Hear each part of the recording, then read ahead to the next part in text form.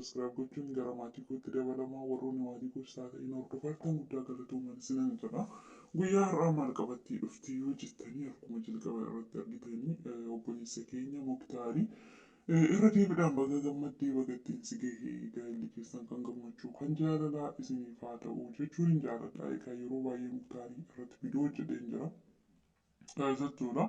Dhugaa dubbachuudhaaf viidiyoo isaan kaleessan lakkisan keessatti hedduutu kana boonsee hedduutu kan ittiin gammade jechuudha. Haala baadiyyaa keessa jiru nu argisiiseetidha kan jiru. Maaliif yeroo tokko tokko aadaa keenya duraanii wal yaadachiisuun illee baay'ee barbaachisaadha. Haala haadhotiin keenya abbooliin keenya ittiin heerumanii ittiin heerumsiisanii ittiin fuusisanii wal yaadachiisuun baay'ee barbaachisaadha. Si baay'eedhas nama jedhas jechuudha. Maaliif aadaan keenya duraanii aadaa boonsaadha. Dhugaa dubbachuudhaaf ani har'aa shamarta qabeeloo uffattee maalii ta'uu san irra ana aadaa duraaniitidha kan na gammachiisu jechuudha. Sina sir'aata qaba dhugaa dubbachuudhaaf sina sir'aan isaatu adda jechuudha. Waan hundaan iyyuu jechuudha. Haala dhugaatii isaa, haalli nyaata isaa, haalli uffannaa isaa waan hundumtuu hundattuyyuu wanti aadaa durii gahuu hin jiru jechuudha. Yeroo ammaa safuu wanti jedhame hin jiru. Nama baay'ee biratti jechuudha. Safuu wanti jedhame hin jiru jechuudha. Akkuma argaatii jiru. Kanaaf hedduutu akka ittiin buune garuu asirratti Muktaar maal balleessee maalidha xiqqoo inni kan qaba jedhee yaadu akka aadaatti bifa aadaatiin fuudheen isaa gaarii baay'ee bareeda baay'ee namatti tola ture. Garuu osoo uffata aadaa uffatee jiraate baay'ee irraa bareeda ture jechuudha. Natti fakkaata haati manaa isaa akka uffata waliin ka'anii uffata aadaatiidha kan uffatte inni garuu suufii uffate jechuudha. Osoo uffata aadaa ta'ee jiraate baay'ee namatti tola baay'ee bareeda ture jechuudha. Sargi baay'ee bareeda jechuudha. Ammallee sargiin isaan bareedu jechuudha. Sargi isaa baay'ee bareeda. Waan hedduutu akka inni agarsiifadhe maaliif jennaan aadaa biyya keenya seera biyya keenya nu barsiisee jira. Haala biyya nuti dura keessaa baane akka deebinee nu yaadachiisu nu taasisee jira jechuudha. Irraanfanne jechuu barbaadee osoo hin taane garuu gaafa arginu immoo aadaa bareedaa qabaachuun kan keenya nu boonsa jechuudha. Kana jechuu barbaadetanii inni lammaffaan mootummaa ishee irra godhatan sanii maal jedhuun iyyuu yaa rabbii koona jalaa badde ministeerri akkasiidhaan fakkaate ishee jara godhatan san jechuudha. Ishee san osoo yeroo nyaatu yookiin immoo yeroo nama ilaalu ijarraa buufatee jiraate baay'ee gaarii ture jechuudha. Maaliif hojjettee nyaanni tokkoffaa kabajaa qaba. Namni illee si bulchu kabajaa qaba jechuudha. Kana jechuun yeroo baay'ee namni maalii ishee kana jechuudha. Kan jara godhatan kana qinxootiidhaaf fayyadaman malee qinxootiidhaaf fayyadamu walumaa galatti jechuudha. Sanii fi kan biroo immoo namni xiqqoo ijji isaa iyyitaa isaa dadhabaa ta'ee nama akkasitti fayyadama jechuudha. Amma nuti waan hin baranne isa san hin baranne jechuudha. Dhiifama Muktaar viidiyoo kana dhaggeeffate yoo ta'e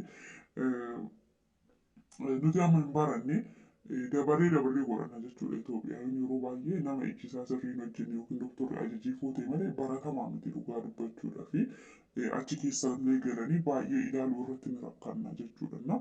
Kanaaf immoo kun yoo waan haaraa nuti ta'a jechuudha. Amma yeroo ilaalu argitanii yoo jiraattani xiqqoo nama ijji isaa sirriin dalagne isa fakkeessa jechuudha. Kunis inni foggorsiise xiqqoo malee baay'ee bareeda ture jechuudha. Innaa osoo isa kana dhiisee jiraate yookiin yeroo nyaatu san ofirraa ol baasee yookiin yeroo uummata ilaalu san ofirraa ol baasee jiraate baay'ee bareedadha jechuudha. Kuni yaada kiyyaadha. Kanarraan kan hafe gara sirba isaanii yoo deeme baay'ee namatti tola. Gara dubartootaatiin dhugaa sirba arsii baay'ee tokko itti bu'aa jira. Baay'ee tokko dasna jedhee jira. Jechuudha obboleettii keenya yeroo isaan illee bira jirti garuu yeroo isheen sirbitullee argumaati kan ture akka cabacabaa turte dubartoonni illee dhugaa walumaa galatti baay'ee tokko nama boonsa sargiin baadiyyaa keessatti hojjetamedha. Baay'ee nama gammachiisa. Digamannee jira jechuu barbaadetan jechuudha. Kanatti aansee haala farda yaabbannaa egaa amma dargaggoonni tokko tokko dagatanii jiranii obboleessi keenya Sayyiduu ta'an dura maal jedhee hojjete farda yaabbachuu hin danda'u hin beeku waan akkasii kofoventii isaa jalatti kolfee hin bahee sababiin isaa nama ajaa'iba. Amma osoo Sayyiduu waliin fakkeenyaa fi karaa waliin osoo deemtanii bineensa isin nyaachisa jechuudha. Nuti akka aadaa Oromootitti fardi kabajaa qaba. Jechuudha sirriitti beekuu dandeessanii fakkeenyaaf naannoo keenyatti jechuudha fardi baay'ee kabajaa guddaa qaba jechuudha. Mana keessaa hin bahu, ni qallabama.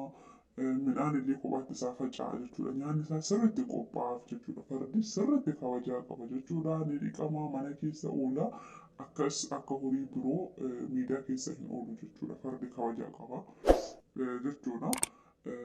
Akkasumas immoo torbeetti yeroo lama garmaama jira yookiin wal dorgommii fardootaatu jira jechuudha. Torbeetti yeroo lama jechuudha. Akka kanaama uummanni qaanaa maaliitii fi ilaalu kana torbeetti yeroo lama guggutiidhaan eegan jechuudha. Kan gabaa deemillee gizeedhaan galii afur gargaraatirra farda kan garmaamanii jechuudha. Yeroo masqalaa, yeroo ximqataa yookiin ayyaanaan alatti torbee keessatti yeroo lama yeroo hundaayyuu jechuudha. Guggutiidhaan eegan jechuudha. Kanaaf tamaariin illee yeroo galgala mana barumsaatii galu gara manaa galuu dhiisee farda ilaaluu deema jechuudha. Xiqqoo irraa ka'anii ijoolleen farda baratu, farda garmaama baratu, xiqqoo isaanii irraa ka'anii xiqqoo yoo jabaatanii farda garmaamu baratan jechuudha. Kanaaf obboleessi keenya Sa'iid illee asuma hin beeku bakka jedhe sanitti baay'ee tokko na ajaa'ibe. Amma isa waliin osoo karaa deemtanii baadiyyaa keessa bakkeen makiinaa hin jirre hin jira, hin seenne hin jira. Bakka sanitti amma fakkeenyaaf namni farda itti geessitu itti gizeedhaan galaa jedhanii inni fakkeenya osoo haadha manaa isaa ijoollee isaa waliin deemaa jiraatee farda itti geessanii namni kun farda guttutee deemamu haadha manaa isaa fuuldura godhatee daa'ima isaa fuuldura godhatee wal uddeellatanii jedhanii akkasitti deemuu san hin danda'u yoo ta'e farda kana ni harkisa moo baay'ee ulfaata jechuudha. Kanaaf ijoolleen keenya nuti ijoolleen Oromoo jechuudha. Kanaaf farda yaabbachuu biyya keessa illee jiraachuu hubattan biyya Oromaatiin kalamaan maluu dandeessan jechuudha. Kana safuudha Oromoo namatti kolfa waan ta'eef jechuudha. Kanaaf amma namni kun bineensa si nyaachisa bakka gabaabumatti waan biraan qabu jechuudha. Amma waliin osoo deemtanii bineensa farda yaabbachuun beeku maal godhani? Macheen magaalaa fi katamaa kan duraan walirraa fagaattee jirtu har'a walitti hin gurgurnu jechuudha. Walitti hin buufnu jechuudha. Walitti buufnee wal biraan hin geenyu jechuudha. Inni akkasumatti jira. Bakkeen makiinaa hin galin illee ni jira. Keessattuu baadiyyaa keessa bakkeen makiinaan hin seenne hangarraallee jiraachuu danda'a. Siin hin jirredha jechuudha. Kanaafidha hin beeknu osoo hin taane baradhaa warroota dhiira taatanii akkamitti farda yaabbachuu dadhabdanii. Dubartii amma ashitti argitanii yeroo isheen farda garmaamte jechuudha. Dhugaa hedduu akka ishee dinqisiifadde ashittiin dubartiidha jechuudha. Amma Sa'iidii fi ashitti osoo bakka tokkotti fidanii safuudha dhugaa dubbachuudha. Inni ilma dhiiraa isheen dubartii jechuudha. Kanaaf dubartoonni iyyuu hangas dandeettii farda yaabbachuu qabanii farda mootuu nu biratti kabajaa guddaa qaba isiniin jechuu barbaadetanii jechuudha. Kanaadhaaf obboleessa keenya Muktaar illee ingilis argitanii jirtanii nama biyya Oromaa keessa turedha. Garuu wanta duraan keessa ture farda garmaamuu ta'a aadaa biyya isaa ta'a hin daganne jechuudha. Amma namni tokko keessattuu amma shamarran teenya jechuudha. Dhiifama na godhate jechuudha. Shamarran teenya jechuudha waggaa lama waggaa sadii gaafa biyya haaraa waan ta'e maalish leesh shuu jetti jechuudha. Afaan ishee ni dagatte. Afaan ishee dhaloota ittiin dhalatteetu har'a geessan sanbara jechuudha. Kan ittiin buqqifatti maal ittiin taate jaartii guddoo taate yookiin waggaa 16 taate kanaa gadi namni biyya arabaa deemu hin jiru. Biyya arabaa ittiin deemte waggaa lama keessatti afaan ishee dagatte jechuudha. Nama dhiba baay'ee. Nama isa jechuudha. Kanaaf kunuyyuu Muktaar bira kan hedduu na gammachiise jechuudha. Aadaa isaa dagachuu dhiisuun jechuudha.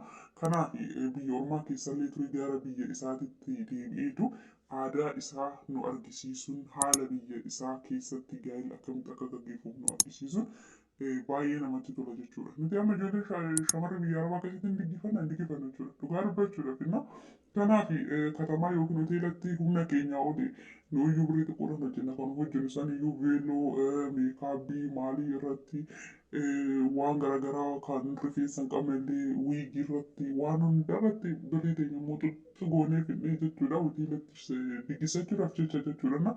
Sana booda ji'a lamaan booda abbaa manaa keenya gannee gara biyya arabaa dhufna jechuudha. Kanaaf qalalli godhanii biyya ofii keessatti aadaa ofiitiin akka aadaa ofiitti diggifachuun baay'ee salphata jechuudha. Kanaaf dubartoonni keenya illee biyya arabaa hunda keessanii ol birrii baastanii jechuudha. Maaliif maaltu si galchalan jechuu dandeessanii. Hundumti keenya yookaan hangamii akka wajjin baay'inni keenya wal beekaa jechuudha. Kanaaf humna keenya ol baasuu irraa baasii humna olii baasnee booda rakkachuu irraa aadaa keenya walitti mul'isuun aadaa keenya walitti argisiisuun baay'ee bareedaadha jechuudha. Kanaafi kan nu boonsu kanaadha. Kan nu gammachiisu kanaadha. Ana garuu kan na gammachiisu kanaadha jechuudha. Amma osoo dubartiin takka beelloo uffattee gara koo dhufte kaman daawwadha kan aadaa